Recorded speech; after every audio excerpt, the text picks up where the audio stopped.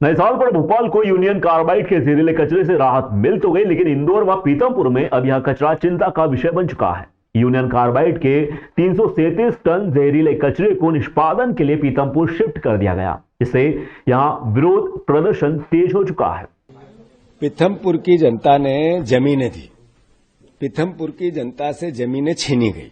पीथमपुर को औद्योगिक विकास के नाम पर स्थानीय लोगों के साथ सालों से यातनाएं हो रही है, सरकारी यातनाएं। मैं मानता हूं उसके बाद लोगों के विकास के लिए अपना सब कुछ समर्पित किया और सरकार ने ऊपर से उनको जहर दिया।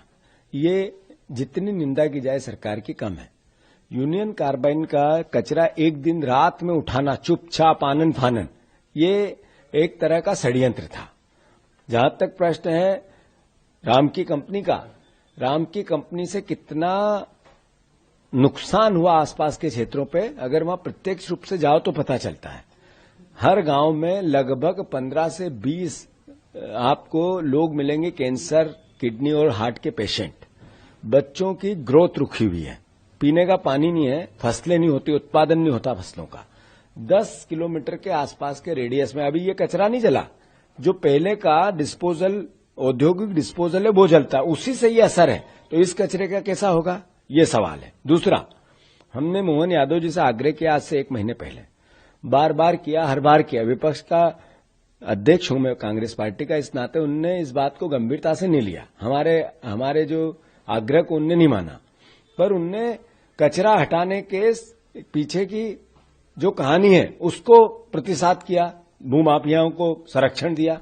कौन जमीन, जो यूनियन कार्बाइड की जमीन ऑक्शन में है, कौन खरीदना चाहता है और क्यों आनन फानन हटा, इसकी एक कहानी है, एक दिन सामने आएगी। पीतमपुर में प्रदर्शन कर रहे लोगों पर लाठीचार्ज, पुलिस ने वाटर कैनन से खदेड़ा, युवक ने किया आत्मदाह की कोशिश, 2 झुलसे।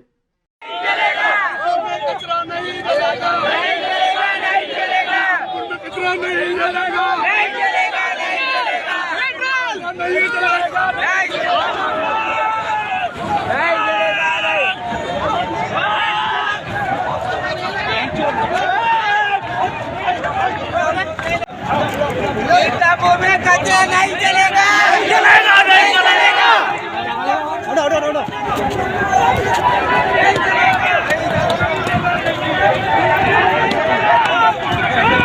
हटो साइड हटो, पेट्रोल लगा दिया।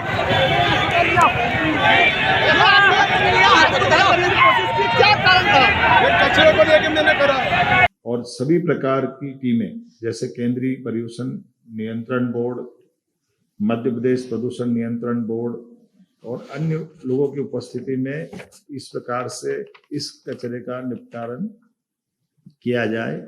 और हमने इसी आधार पर कल अपने यहाँ से भोपाल से ये कचरे को योग्य जगह पहुंचाया भी है।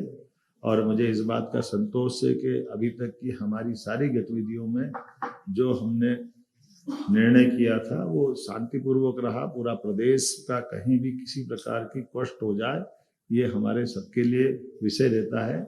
इसीलिए हमने हमारे यहाँ के बाद दोपहर में हमारा प्रयास भी है कि हम सभी लोगों को विश्वास में लेके चलें, सभी लोगों को सारी जानकारी पारदर्शिता के साथ सामने रखें और इस मुद्दे का राजनीतिकरण न होने दें, क्योंकि ये जो केवल तात्कालिक रूप से लोग राजनीतिकरण करते हैं, लेकिन लंबे समय तक हमको अगर आगे बढ़ना तो गंभीरता के साथ बढ़ना और सभी जनप्रतिनिधियों को भी विश्वास में लें। इसलिए हमने प्रभारी मंत्री श्रीमान कैलाश विजयवर्गीय जी को कहा है कि वो धार में दोपहर में बैठक लेकर के 3 बजे इसके विस्तार से अपनी वहाँ के प्रतिनिधियों को भी विश्वास में लेकर के अपनी बात कहे। और कुल मिलाकर के ये जो प्रक्रिया प्रारंभ होगी, इस प्रक्रिया को पूरी एक तरह से पारदर्शिता के साथ समय सीमा में इसके संबंध में धीरे धीरे इसका एक तरह से संकट का या जो एक अपनी नए वर्ष की शुरुआत होते ही इंदौर नगर निगम ने अपने राजस्व संग्रहण कार्य में तेजी लाने का निर्णय ले लिया है। इस दिशा में निगम ने ऐसे संपत्ति स्वामियों पर ध्यान केंद्रित किया है जो घरेलू उपयोग की अनुमति प्राप्त कर अपनी संपत्तियों का व्यावसायिक उपयोग कर रहे हैं। राजस्व समिति के प्रभारी निरंजन सिंह चौहान ने नगर निगम के सभी सहायक राजस्व अधिकारियों व बिल कलेक्टर्स को निर्देशित किया है कि ऐसी संपत्तियों की तत्काल पहचान की जाए। उन्होंने स्पष्ट किया है कि निगम इन संपत्तियों से व्यावसायिक कर की वसूली भी करेगा। जो जनवरी और फरवरी 2 महीने हमारे पास ऐसे रहते हैं, तो सभी एआरओ को बोला कि आप आपका पूरा नीचे जो टीम है, बिल कलेक्टर, सहायक बिल कलेक्टर, सबको लगाएं और ये देखें कि किसके वहाँ हमारे वहाँ खाली इसका पैसा आ रहा है कि घरेलू को दे रहे हैं वो, और वो कमर्शियल उपयोग कर रहे हैं। ऐसी प्रॉपर्टियों को चिन्हित करें, उनसे हम उसका टैक्स लें। हमारे संपत्ति का जो भी हमारे घरेलू के बजाय व्यापारिक जो टैक्स लेते हैं वो लें। मध्य प्रदेश शासन के खाद्य एवं औषधि प्रशासन के मंत्री नरेंद्र शिवाजी पटेल के द्वारा एक दिवसीय इंदौर दौरे पर आने पर इंदौर के महाराजा यशवंतराव चिकित्सालय के समीप स्थित खाद्य एवं औषधि प्रशासन का ऑफिस का दौरा उनके द्वारा किया गया। देखिए, मैं एक कार्यक्रम के निमित्त इंदौर आया था और जब मेरे को जानकारी मिली कि हमारे खाद्य और औषधि विभाग का जो कार्यालय है उसको पुरानी बिल्डिंग में चलाया जा रहा है और जो सुविधाएं आम जिसको हम कह सकते हैं सामान्य सुविधाएं भी वहाँ पर उपलब्ध नहीं है, ऐसी मुझे जानकारी में है। तो मैंने सोचा कि स्वयं जाके देखूँगा और उसके बाद में उसका क्या निराकरण कर सकते हैं उसका हम प्रयास करेंगे। तो निश्चित रूप से मैंने देखा है कि इसके जब हम आदरणीय प्रधानमंत्री नरेंद्र मोदी जी के युग में जी रहे हैं और नरेंद्र मोदी जी के नेतृत्व में मध्य प्रदेश में डॉक्टर मोहन यादव जी के मार्गदर्शन में डबल इंजन की सरकार काम कर रही है। तो निश्चित रूप से हमारे ऑफिस का, हमारे कार्यालयों का आधुनिकीकरण हो, इसका हम सतत प्रयास कर रहे हैं। हमारे कई विभागों के कई कार्यालयों का आधुनिकीकरण हुआ है। खाद्य और औषधि विभाग भी पीछे नहीं रहेगा। हम शीघ्र इन सबका कार्यालयों का भी आधुनिकीकरण करेंगे। सर, एक लैब भी इंदौर में पुष्पा 2 के शेखावत की तरह उज्जैन के आरक्षक ने थाने की टेबल पर पैर रखकर वीडियो बनवाया है, जो सोशल मीडिया पर तेजी से वायरल भी हो रहा है।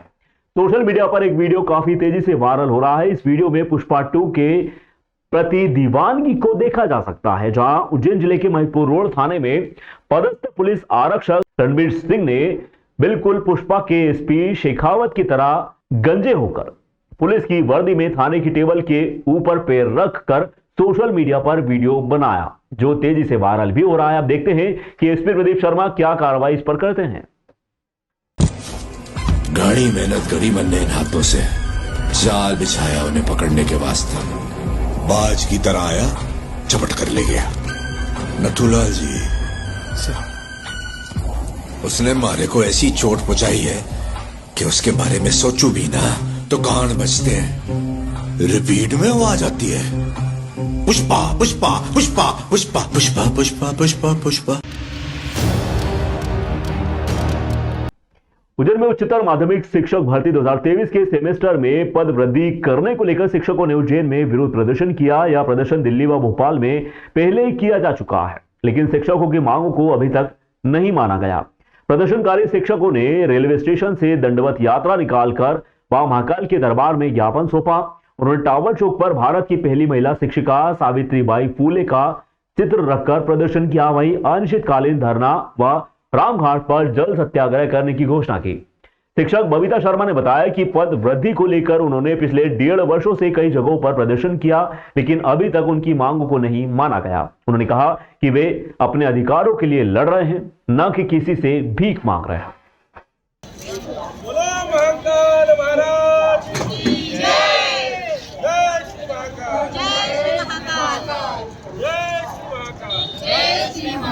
हम क्या मांगे? हम क्या सर, हमारा 20,000 पदों पर वृद्धि के लिए प्रदर्शन किया गया है। हमने जो है 2023 में 2 परीक्षाएं दी। पहले से पात्रता परीक्षा होती थी, लेकिन गवर्नमेंट ने जो है अब की बार 2 परीक्षा ली थी, तो हमने पात्रता परीक्षा और चयन परीक्षा दोनों ही उत्तीर्ण की थी। और उसके बाद हम सब क्वालिफाइड है, जो कि अभी वेटिंग में शिक्षक हैं। तो हम चाहते हैं कि सरकार ने जो है बहुत कम पदों पर भर्ती की है। अगर कैटेगरी वाइज देखा जाए तो उसमें लोगों को 2-2, 3-3 पद ही आ रहे हैं। तो जब इतने क्वालिफाइड शिक्षक हैं तो ऑफिसर उनके लिए पदों, जब सरकार बोलती है, अभी 2 दिन पहले बोला कि 48,000 पद है, तो हम तो सिर्फ 20,000 पदों पर मांग के लिए, वृद्धि के लिए मांग कर रहे हैं। सरकार हमारी प्रार्थना को सुने, और हम पिछले विगत 1.5 सालों से प्रयत्न कर रहे हैं। हमने हर जगह आंदोलन किए, दिल्ली तक गए हैं, भोपाल में भी अभी 23 तारीख को हमने प्रदर्शन किया था, लेकिन सरकार सुन नहीं रही है। तो हमारी आज यही प्रार्थना है कि सरकार हमारी पदों पर वृद्धि करो, महाकाल बाबा की हम पर कृपा रहे और हमारी पद वृद्धि करें, और ताकि हम सब जो उच्च कोटि के शिक्षक है, जो कि अभी वेटिंग में जिनको रखा गया है, जिनके 85 नंबर पर सरकार ने वेटिंग में रखा है जिनको, तो हम चाहते हैं कि सरकार हमारी मांग को सुने और हमें जो है पद, हमारा जो हमारे जो आवेदन किया है हमने हमारे पद के लिए, सरकार सुन करके हमारे पदों पर हमें भर्ती करें। सर, हम उच्च माध्यमिक शिक्षक के वेटिंग अभ्यर्थी हैं और हमारी बिल्कुल शांतिपूर्वक मांग रही है हमेशा,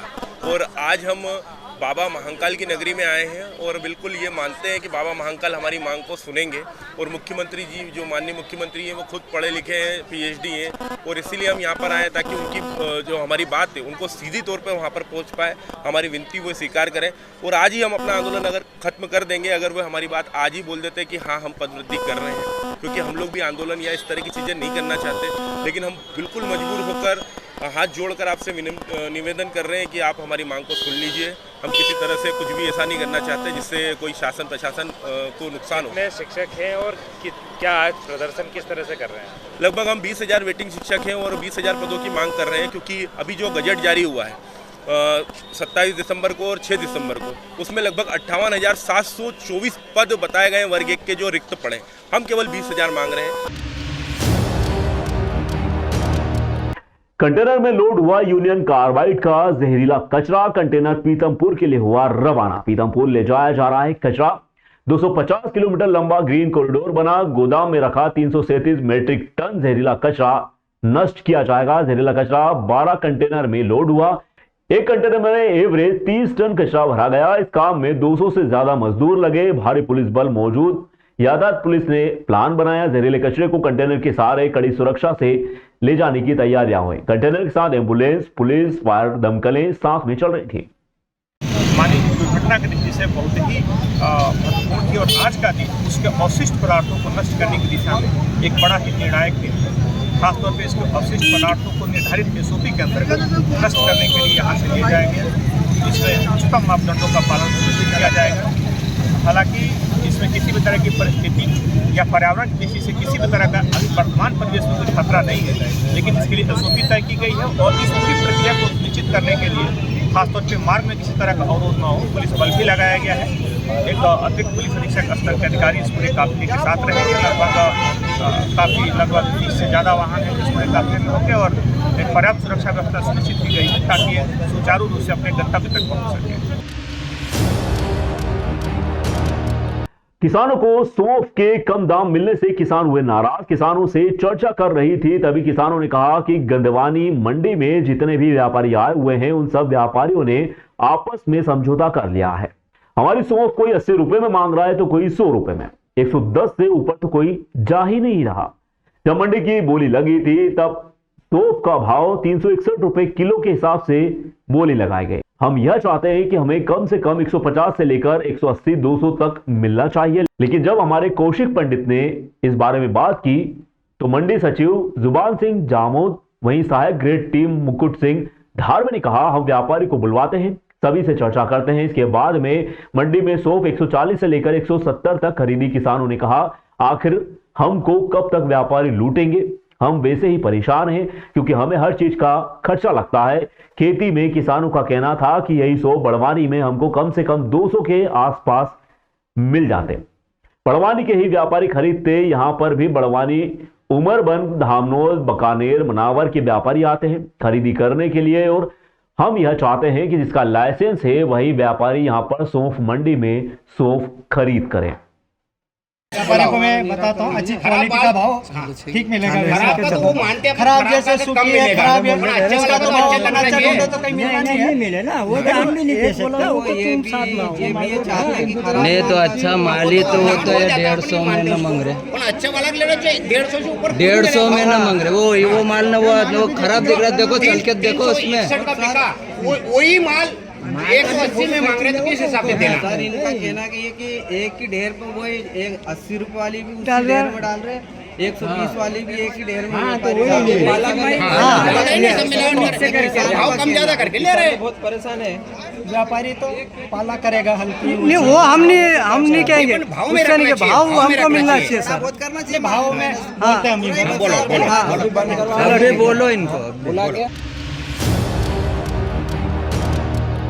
राजगढ़ जिले के ब्यावरा शहर में एक के बाद एक हो रही चोरी की घटनाएं पुलिस प्रशासन के लिए चुनौती बनती जा रही हैं। नए साल में दूसरी बार फिर चोरी की घटनाओं को अंजाम देने वाले बदमाश सीसीटीवी कैमरे में कैद हो गए। इन बदमाशों ने रात करीब 4 से 5 बजे के दरमियान धान मंडी के समीप सराफा बाजार स्थित शुभम ज्वेलर्स की दुकान को निशाना बनाया। इससे पहले अज्ञात चोरों ने सिटी पुलिस थाने के सामने सुदामा नगर व भंवरगंज में भी चोरी की वारदात को अंजाम दिया था। पुलिस अभी इन बदमाशों की तलाश कर भी नहीं पाई थी कि आज सराफा बाजार में चोरों ने एक बार फिर शुभम ज्वेलर्स की दुकान पर लाखों की चोरी की घटना को अंजाम देकर पुलिस के लिए चुनौती खड़ी कर दी है। एक के बाद एक हो रही लगातार चोरी की घटनाओं के बाद स्थानीय निवासियों में डर का माहौल व्याप्त है। चोरी की सूचना मिलते ही पुलिस फिंगर स्पेशलिस्ट व डॉग स्क्वाड टीम मौके पर पहुंच गए। पुलिस जांच में जुटी हुई है।